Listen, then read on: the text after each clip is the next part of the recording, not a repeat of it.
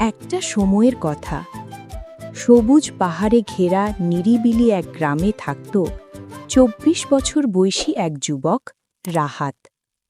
তার জীবনটা বাইরে থেকে শান্ত মনে হলেও ভেতরে ছিল এক অদ্ভুত অস্থিরতা।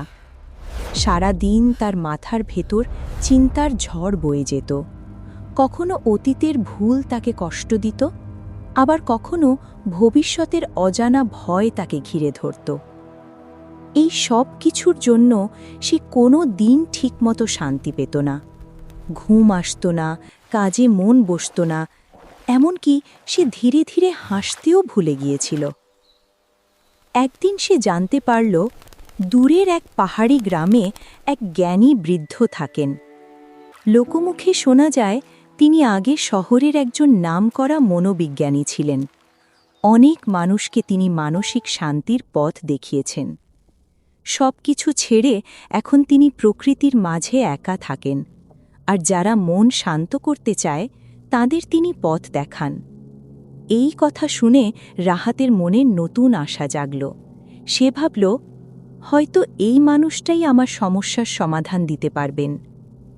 এরপর সে দীর্ঘ পথ পাড়ি দিল, পাহাড়, জঙ্গল আর নদী অতিক্রম করে অবশেষে পৌঁছে গেল সেই গ্রামে। সেখানে গিয়ে সে দেখতে পেল ফুলে ফলে ঘেরা একটি ছোট কাঠের বাড়ি। বারান্দায় বসে আছেন সেই বৃদ্ধ, চোখ বন্ধ, মুখে এক গভীর প্রশান্তি। রাহাত সামনে গিয়ে বলল, দাদু, আমার মন সবসময় অস্থির থাকে, আমি কোনোভাবেই শান্তি পাই না।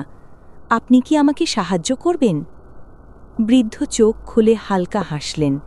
তিনি বললেন, তুমি যদি সত্যিই শান্তি খুঁজতে চাও তাহলে আমার একটা কাজ করতে হবে। এই বলে তিনি একটি গ্লাস পানি দিয়ে তা পুরো ভরে দিলেন, এতটাই ভরা যে সামান্য নড়লেই পড়ে যাবে। তিনি বললেন, এই গ্লাসটা হাতে নিয়ে গ্রামের শেষ প্রান্ত পর্যন্ত হাঁটো, তারপর ফিরে আসো, কিন্তু খেয়াল রেখো এক ফোঁটা পানিও যেন না পড়ে। রাহাত কাজটি গ্রহণ করল। সে খুব সাবধানে হাঁটা শুরু করল। রাস্তার পাশে মানুষজন, বাচ্চাদের খেলা, কুকুরের ডাক সব কিছু চলছিল, কিন্তু সে কিছুতেই মন দিল না। তার সম্পূর্ণ মনোযোগ ছিল শুধু গ্লাসের পানির ওপর। ধীরে ধীরে হাঁটতে হাঁটতে সে আবার ফিরে এলো। তার মুখে